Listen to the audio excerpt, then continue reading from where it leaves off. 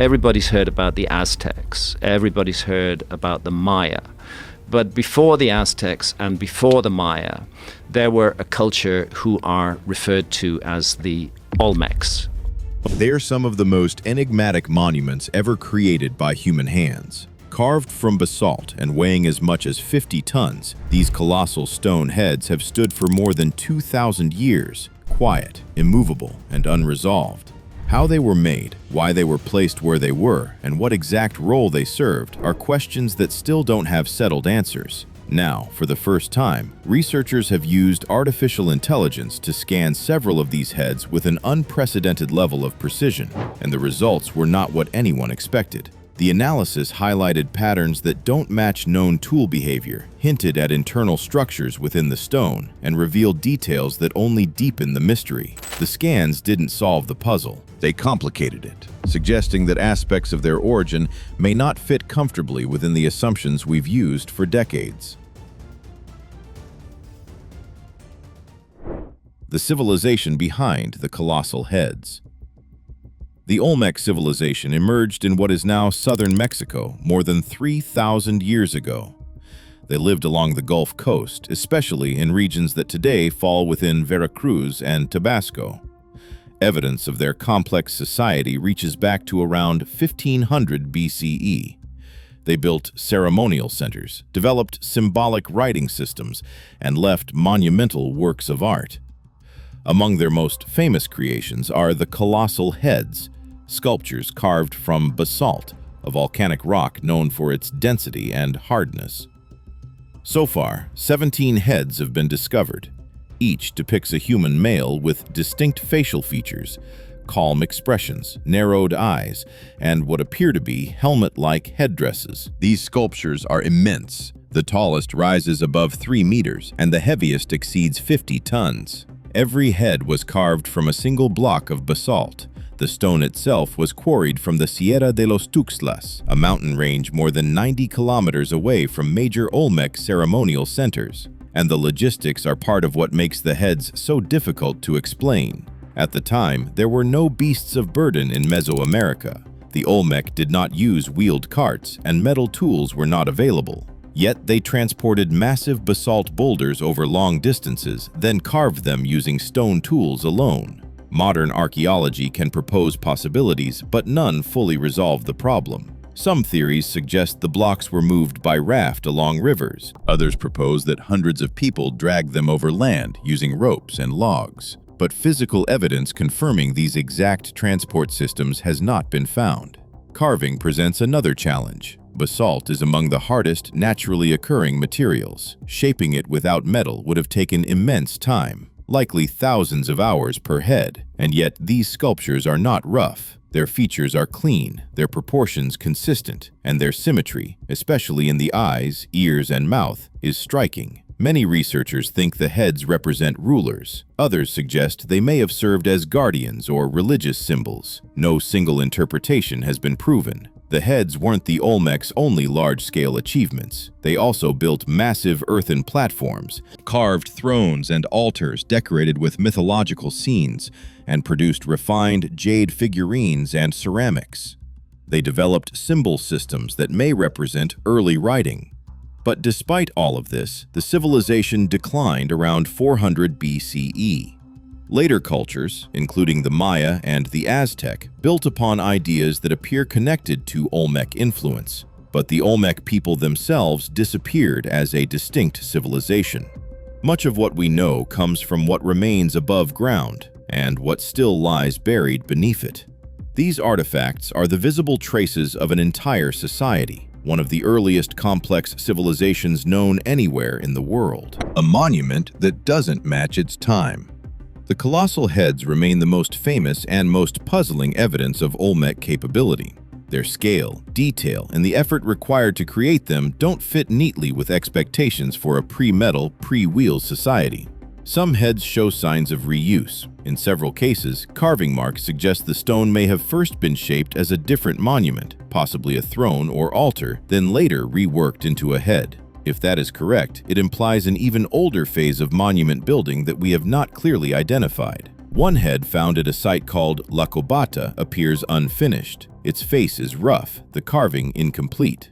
The existence of an unfinished head raises an obvious question. Why was the work stopped? For a long time, analysis relied on surface inspection, excavation, and visual documentation. But the size and weight of the heads made deeper examination difficult. That began to change when researchers started using advanced scanning methods combined with AI-driven modeling. Why researchers brought AI into the investigation? The original goal was straightforward: create the most accurate digital record possible of several heads for conservation and study. These sculptures are vulnerable to erosion, vandalism, and slow environmental weathering. Photographs and plaster casts can't fully capture geometry and surface condition, especially at extremely fine scales. So researchers used a combination of structured light scanning, laser mapping, and AI-based modeling to reconstruct detailed 3D representations. The technology enabled microscopic surface analysis, internal imaging based on density modeling, and systematic comparisons across multiple heads. The AI was trained to differentiate between known carving marks, natural fractures, erosion patterns, and environmental damage, and to flag areas where the surface deviated from expected patterns. At first, the scans seemed to confirm what was already understood. Then the software began identifying inconsistencies. What the scans flagged. Some of the alerts came from features hidden from normal viewing. One scan flagged repeated line patterns on the side of a head, extremely fine, parallel striations only visible in the 3D mesh. These lines ran across the side of the jaw beneath a decorative element. Their pattern did not match known Mesoamerican tool marks. They resembled abrasion scoring seen in modern machining, though that comparison remains uncertain. What the team could say with confidence was that no tool types supported by archaeological evidence should be capable of producing striations that fine, that consistent, and that protected from natural wear. Another scan revealed a previously undocumented circular recess near the base of one head. It sat beneath the portion that had been buried, which explained why it hadn't been recorded before. When the model reconstructed the full geometry, the feature appeared as a socket-like depression less than 5 centimeters deep. No comparable feature is widely reported in other Mesoamerican sculptures, and its purpose remains unknown. A third scan detected internal inconsistencies in material density.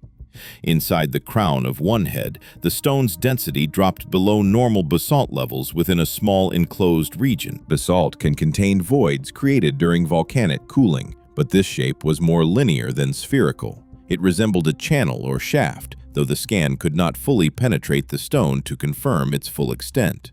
To check for errors, the team repeated the analysis using different models and software.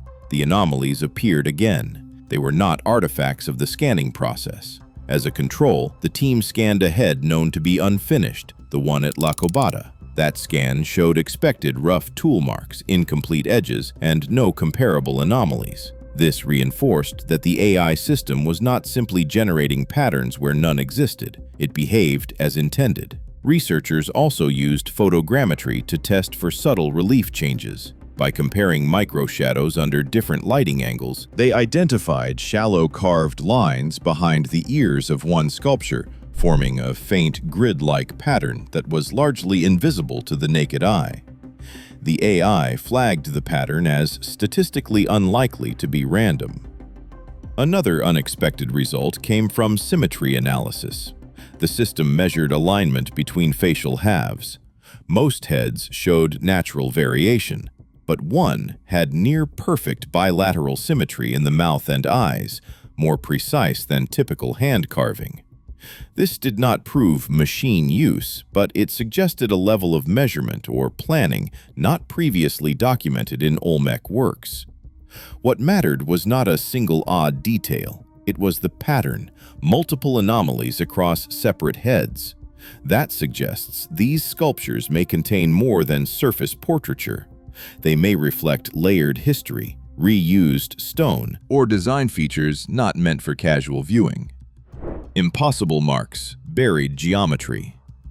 As scanning continued, the data became less easy to explain through conventional models. At the San Lorenzo site, one head produced one of the clearest examples. When the AI enhanced internal imaging using adjusted light reflection algorithms, it detected a series of symmetrical indentations along the inner curve of the neck. The indentations ran vertically, evenly spaced, and matched in arc and depth. The model could not match them to natural fracture patterns or erosion processes. A working hypothesis emerged. The indentations could represent an internal reinforcement system or a pre-shaped structure that guided carving. But no known Mesoamerican technique aligns with internal shaping in basalt. The rock is extremely hard, prone to cracking under stress, and difficult to modify internally without compromising the outer surface. Producing internal features while maintaining structural integrity implies an understanding of stress behavior and planning beyond what is currently supported by the tool record from that era. Another anomaly came from composition. A separate scan using portable X-ray fluorescence detected irregular mineral content on the outer layer of one head. In a polished band across the forehead, traces of hematite and magnetite appeared. Those minerals are not unusual in pigments, but here the elemental signature was embedded in the top layer of basalt rather than painted on. That suggests the material may have been introduced during carving, not applied afterward. The band was slightly raised and did not follow the visible contours of the headdress or ornamentation. It cut across features instead.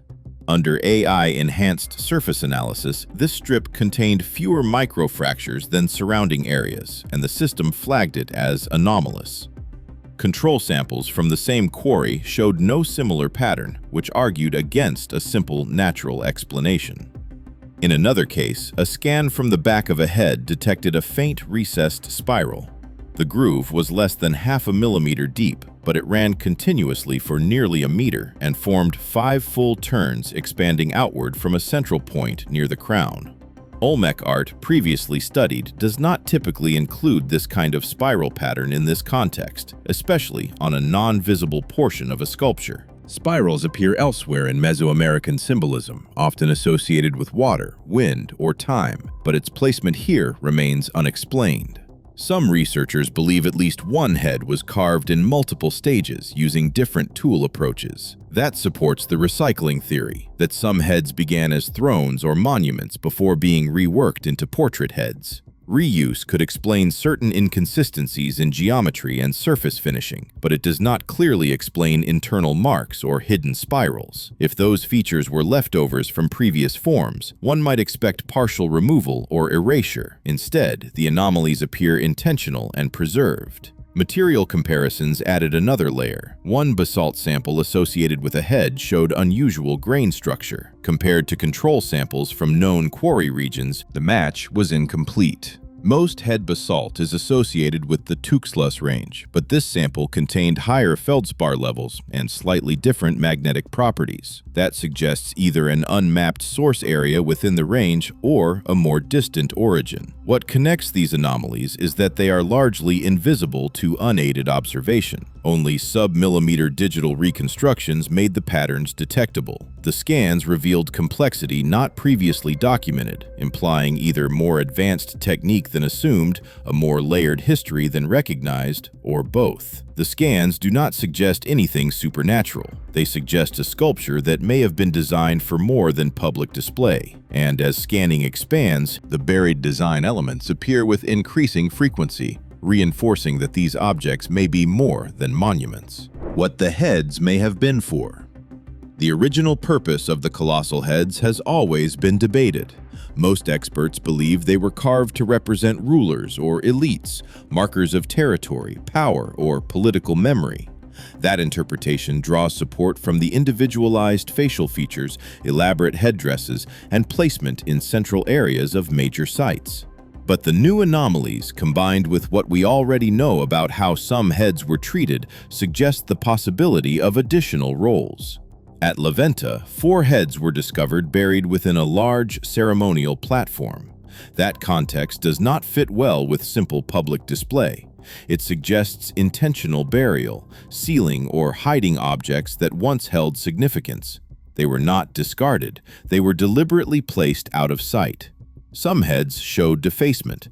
Facial features were flattened or chipped away in ways that appear intentional. One explanation is political change. When a ruler fell, his image was damaged.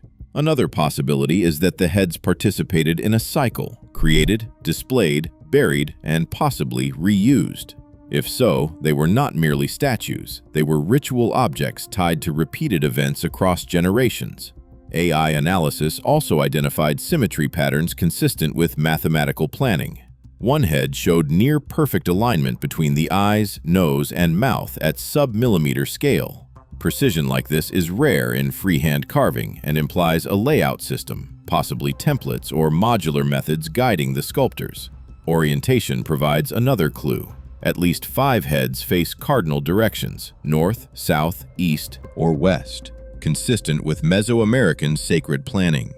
Temples, ball courts, and plazas were often aligned with solar or astronomical markers. If the heads were integrated into broader site geometry, their role may have been cosmological, connecting political symbolism to celestial order. One of the most unusual scan results was the detection of recessed symbols on the back of a head at Tres Zapotes. The mark was only a few centimeters wide and barely visible even under angled light. It resembled a cross inside a circle, a form not commonly documented in Olmec iconography. Its meaning is unknown. It could be directional or part of an alignment system connecting the head's placement to surrounding structures. Either way, it does not appear to be placed for decoration. It was positioned where casual viewing would not occur. There is growing interest in another idea, that the heads may have been part of a memory system.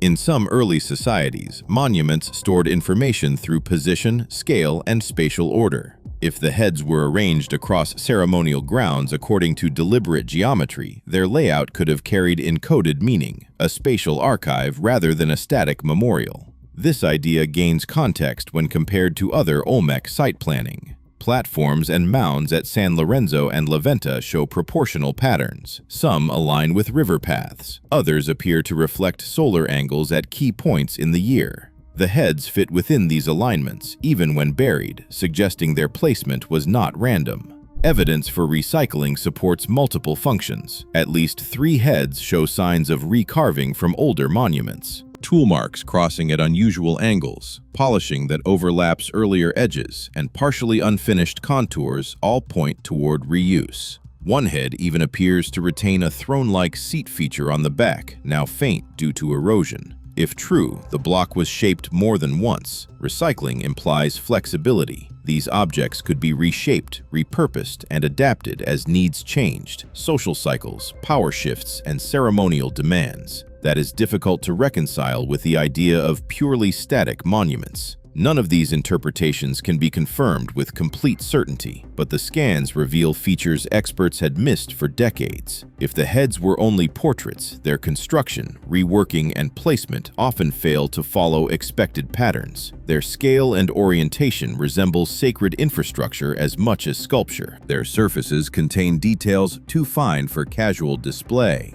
Their locations suggest ritual geometry rather than random spacing. Whether ceremonial, astronomical, mnemonic, or architectural, the heads do not stand alone. They connect to the land, the sky, and to each other. They may not have been built merely to be seen. They may have been built to hold something, and once that possibility is visible, it cannot be ignored.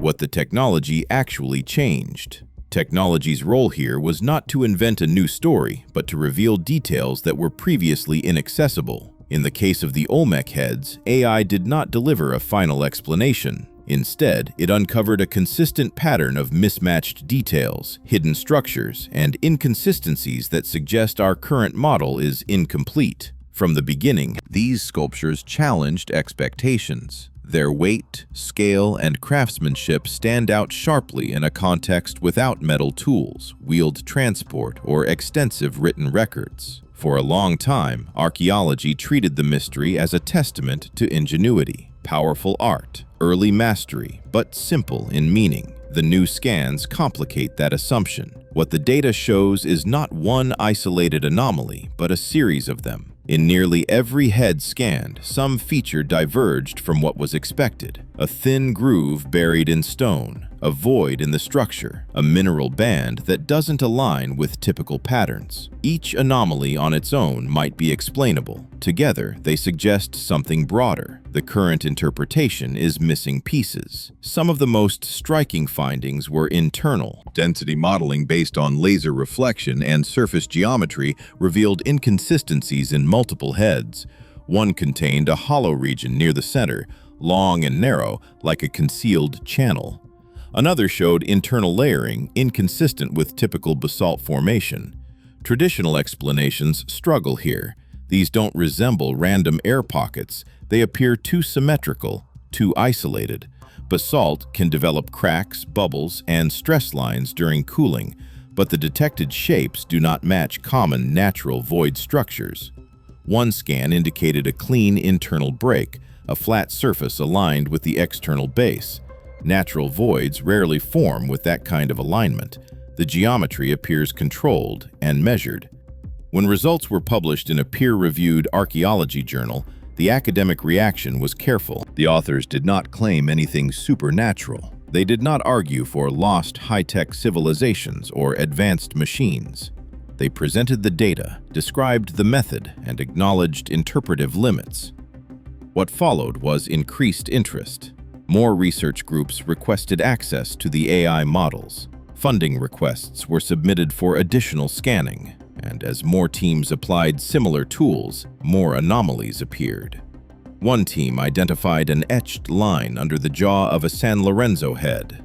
Another found a polished depression beneath the chin of a Levanta sculpture. None of these details were visible to the naked eye. None were widely recorded before.